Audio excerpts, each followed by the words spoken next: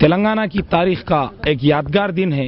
29 नवंबर 2009 को केसीआर साहब ने केसीआर सच्चड़ू तेलंगाना तेच्चड़ू के नारे के साथ एक आमर निराहार दीक्षा शुरू करने के लिए करीमनगर से सिद्दीपेट के लिए निकले थे और अलगनूर के मुकाम पर उन्हें गिरफ्तार किया गया और खम्मम मुंतकिल किया गया। उसका एहतजाज करते हुए केसीआर साहब ने हॉस्पिटल में भी मुसलसिल 11 रोज भूख हड़ताल की, आमर निराहार दीक्षा की और वो पूरे 11 दिन के तकमील पर उनकी सेहत मुसलसिल खराब हो रही थी।